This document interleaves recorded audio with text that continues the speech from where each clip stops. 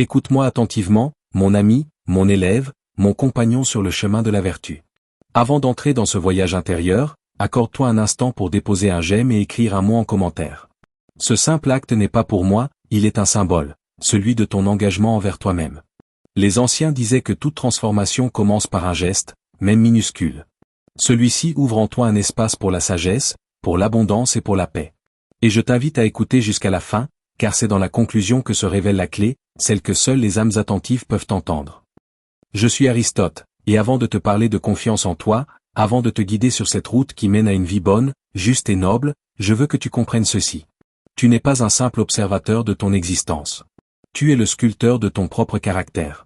Et c'est ce caractère, forgé par tes actions quotidiennes, qui devient le fondement de ta confiance. Car la confiance en soi n'est pas une émotion. Ce n'est pas une pensée positive. Ce n'est pas un discours motivant pour te sentir mieux l'espace d'un instant. La confiance en soi est une vertu. Elle est le résultat d'un travail intérieur, d'une pratique quotidienne, d'un dialogue constant entre tes désirs, tes peurs et ta raison. Je vais te conduire, chapitre après chapitre, dans ce qui fait la force d'un être humain accompli. Sa capacité à se connaître, à agir malgré la peur, à s'autodiscipliner, à faire des choix justes, et à s'harmoniser avec sa propre nature profonde. Alors marche avec moi. Tu vas apprendre à ne plus trembler devant la vie, mais à te dresser en adulte responsable, en être lucide, en créateur de ton destin. Chapitre I. Connais-toi toi-même revisité par Aristote. Approche-toi, et écoute. Je vais te révéler la première clé de la confiance en soi. La confiance naît de la connaissance. Personne ne peut se sentir sûr de lui tant qu'il ne sait pas qui il est. Tu crois peut-être te connaître. Tu connais ton nom, ton âge, ton histoire, tes goûts. Mais ce ne sont que des fragments. Ce que tu ignores souvent, c'est la vérité plus profonde. Ce qui te met réellement en mouvement. Ce que tu redoutes au point de l'éviter. Les valeurs qui structurent ton existence. Les contradictions qui t'empêchent d'avancer. Je vais t'apprendre à te regarder sans détour. 1. Tes désirs. Les désirs sont la première flamme de ton âme. Certains sont nobles, d'autres impulsifs. Tu dois distinguer ce que tu veux vraiment de ce que tu veux sur le moment. 2. Tes peurs. La peur est naturelle. Elle devient dangereuse seulement quand elle dirige ta vie. Je vais t'apprendre à la comprendre plutôt qu'à la combattre. 3. Tes actions.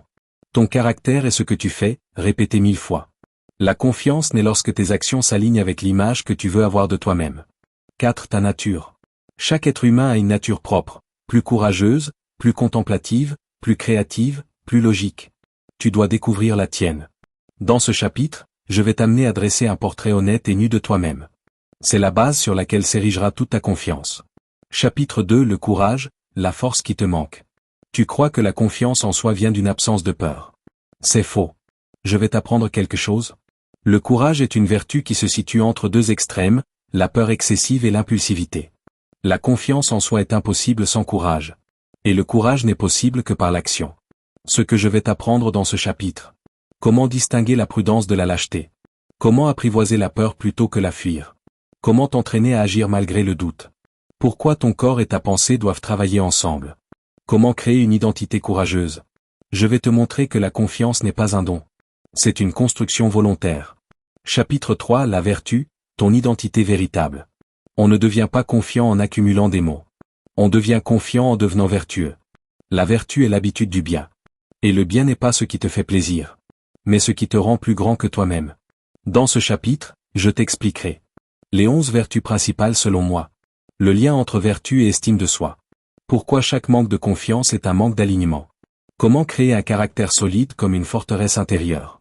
Comment la vertu transforme ta perception de la vie. Quand tu vivras en accord avec la vertu, tu ne douteras plus de toi. Car tu sauras que tes choix sont justes.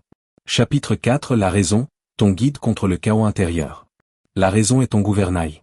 Sans elle, tu seras ballotté par tes émotions, tes impulsions, tes blessures. Je vais t'apprendre à penser clairement, à discerner ce qui dépend de toi et ce qui n'en dépend pas, à faire la différence entre une opinion et une vérité, à te libérer des illusions émotionnelles. Quand ta raison devient stable, ton cœur cesse de trembler. Chapitre V. Trouver ton juste milieu. C'est ma méthode la plus célèbre. Le juste milieu. Ce n'est pas la médiocrité. C'est l'équilibre noble entre deux extrêmes. Dans tous les domaines de ta vie, courage, générosité, ambition, plaisir, discipline, tu vas comprendre ce que signifie être juste. Comment éviter les excès. Comment retrouver la paix intérieure. Comment faire des choix équilibrés et stables. Le juste milieu est une arme puissante contre le doute. Il te permet de rester centré, lucide et maître de toi-même. Chapitre 6. La discipline du caractère. Ton caractère ne se construit pas dans ton esprit. Il se construit dans tes rituels. Dans ce chapitre, je vais t'apprendre comment créer des habitudes qui forgent la force intérieure. Pourquoi la discipline n'est pas une punition mais une libération. Comment devenir constant. Pourquoi la maîtrise de soi augmente automatiquement la confiance. Tu vas apprendre à faire ce que tu dois faire, même quand tu n'en as pas envie. Chapitre 7. La grandeur, viser la vie noble. Je t'ai parlé du courage, de la vertu, de la raison, de la discipline. Maintenant, je veux te parler de grandeur. La confiance ultime ne vient pas de la comparaison. Elle vient de la conscience d'accomplir quelque chose de valable, de noble, de plus grand que ta personne. Dans ce chapitre, je te guiderai pour définir ta mission personnelle. Viser la grandeur plutôt que la facilité. Abandonner la recherche d'approbation. Construire une vie cohérente autour de tes valeurs. Te sentir digne de respect d'abord de toi-même. Chapitre 8. L'amitié et les relations. La confiance en toi dépend aussi de ton environnement. Je vais t'apprendre pourquoi. L'ami véritable est rare mais essentiel. Tu dois te séparer de certains liens. Les relations te reflètent comme un miroir. La confiance personnelle est liée à la confiance sociale. Tu apprendras à cultiver les relations qui te rendent meilleur. Et à t'éloigner de celles qui sapent ton courage. Chapitre 9. L'action, la clé finale. La pensée seule ne suffit pas. La connaissance seule ne suffit pas. La motivation seule ne suffit pas. C'est l'action qui crée la confiance. Dans ce chapitre final, je vais t'apprendre comment agir sans attendre la certitude. Comment réduire la procrastination. Comment décider clairement. Comment te fier à ton jugement. Comment incarner ce que tu veux devenir. Tu vas apprendre à ne plus hésiter, mais à avancer avec détermination et lucidité. Deviens l'auteur de ta vie. Je veux te laisser avec ceci, mon ami. Tu n'es pas né confiant. Tu n'es pas né courageux. Tu n'es pas né maître de toi. Mais tu peux le devenir. Non pas par magie. Non pas par hasard. Non pas par émotion passagère. Mais par construction volontaire du caractère. Tu peux devenir un être humain solide, stable, noble. Tu peux inspirer respect, confiance, dignité. Tu peux créer une vie qui sera citée comme exemple. Et cela commence maintenant. Avec la décision de devenir la version la plus élevée de toi-même. Je te tends la main. Marche avec moi vers la vertu. Et tu marcheras vers la confiance. Écoute-moi attentivement, maintenant que nous arrivons à la fin de ce long voyage. Tu as passé plusieurs heures dans la pensée d'Aristote, dans son exigence, dans sa noblesse, dans sa manière de regarder l'être humain non pas comme un accident, mais comme une possibilité. Alors respire. Un peu plus profondément. Laisse ton esprit se poser, et laisse-moi te parler, comme si j'étais à côté de toi. Tu n'es pas ici par hasard. Si tu écoutes ces mots, c'est parce qu'au fond de toi brûle une question que tous les êtres humains se posent. Comment devenir la personne que je suis vraiment capable d'être? Et Aristote te répondrait sans hésiter. Ta vie est une œuvre. Et tu en es le sculpteur. 1. Retrouver ton axe intérieur.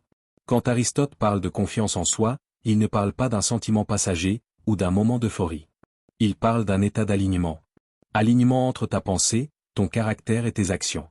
Il dit que chaque être humain possède un noyau solide, un centre, un axe intérieur. Mais la plupart des gens vivent loin de cet axe. Ils vivent dans le bruit des opinions, dans le regard des autres, dans la peur, dans la comparaison, dans l'inconstance. Toi aussi, peut-être, tu t'es perdu parfois. Toi aussi, tu as douté. Toi aussi, tu as avancé en tremblant. Et pourtant, tu es encore là. Tu continues d'écouter. Tu continues de chercher. Et c'est cela, déjà, la première preuve de ton courage. Car Aristote dit, le commencement est la moitié de tout. Si tu es ici aujourd'hui, alors tu as déjà fait la moitié du chemin. 2. Le courage tranquille.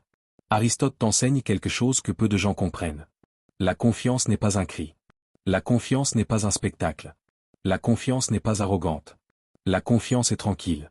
C'est un homme ou une femme qui se lève chaque jour, sans bruit, et qui fait ce qui doit être fait. Même quand c'est difficile. Même quand personne ne regarde. Même quand la peur murmure à l'oreille. Aristote te dirait, tu deviens courageux en réalisant des actes courageux. Tu deviens discipliné en accomplissant de petites actions disciplinées. Tu deviens maître de toi-même en t'exerçant à maîtriser de petites choses. La confiance n'est pas une émotion. La confiance est une discipline. 3. La beauté du progrès lent. Aristote te parle souvent de la juste mesure, cette vertu qui évite les excès, qui refuse la brutalité, qui rejette les illusions rapides. Il savait que le progrès profond est lent, comme une graine qui perce la terre sans faire de bruit, comme l'aube qui arrive sans qu'on la voie bouger. Il te dirait, Ce n'est pas la vitesse qui construit l'excellence, c'est la constance. Alors ne te juge plus avec dureté. Ne crois plus que tu es en retard. Ne pense pas que les autres avancent mieux que toi. Ton chemin t'appartient. Et chaque pas, même minuscule, t'élève. Souviens-toi. L'eau qui creuse la roche n'est pas forte, elle est persistante. 4. Ton caractère est ta vraie richesse. Tu peux perdre de l'argent. Tu peux perdre un travail. Tu peux perdre des relations. Tu peux perdre des opportunités. Mais il y a une chose qu'on ne pourra jamais t'enlever. Ton caractère. Aristote pensait que la vraie réussite d'une vie n'était pas la richesse, ni la réputation, ni les titres, mais le genre de personne que tu deviens. Alors demande-toi, suis-je en train de devenir quelqu'un dont je pourrais être fier? Suis-je en train de construire quelque chose qui restera en moi, même dans les tempêtes? Suis-je en train de vivre selon mes valeurs, ou seulement selon mes émotions? Parce que si tu renforces ton caractère, tu renforces ta vie entière. 5. La paix qui vient de l'intérieur. La confiance en soi, selon Aristote, ne dépend pas de la validation extérieure. Elle dépend de ton dialogue intérieur. Tu peux être applaudi par tous et rester vide. Tu peux être critiqué par tous et rester solide. Parce que ce qui te stabilise, ce n'est pas ce que le monde dit de toi. C'est ce que tu dis à toi-même. Quand tu es seul. Quand tu es fatigué. Quand personne ne te regarde. Alors parle-toi avec clarté. Parle-toi avec respect. Parle-toi avec vérité. Tu n'es pas ton passé. Tu n'es pas tes erreurs. Tu n'es pas tes peurs. Tu es un être humain en train de se construire. Si tu es le projet le plus important de ta vie, Aristote te dirait, deviens celui que tu dois être. Pas celui que les autres attendent. Pas celui que la société glorifie. Pas celui que ton passé a défini. Deviens celui que tu es capable d'être. Celui qui dort en toi. Celui qui frappe à la porte lorsque tu as mal, lorsque tu doutes, lorsque tu rêves de mieux. Alors prends soin de toi comme si tu étais une œuvre précieuse. Parce que tu le es. Prends soin de ton esprit. Prends soin de ton corps. Prends soin de ton âme. Ne te néglige plus. Ne te diminue plus. Ne t'abandonne plus. Tu mérites ton propre engagement. 7. Pour finir, écoute ces derniers mots. Tu as peut-être traversé des blessures. Tu as peut-être traversé des silences lourds. Tu as peut-être vécu des trahisons, des déceptions, des colères, des pertes. Et pourtant, tu es encore debout. Et Aristote te dirait, ce n'est pas le monde qui te définit, c'est ta manière de te relever. Alors relève-toi. Pas avec violence. Pas avec arrogance. Mais avec dignité. Le monde ne t'attend pas. Le monde t'observe. Et tôt ou tard, il s'inclinera devant celui ou celle qui s'est construit de l'intérieur. La confiance en soi n'est pas un luxe. C'est un chemin. Un entraînement. Une manière de vivre. Et si tu continues, si tu restes constant, si tu restes fidèle à la meilleure version de toi-même, alors un jour, tu te retourneras et tu comprendras. J'ai fait de ma vie une œuvre.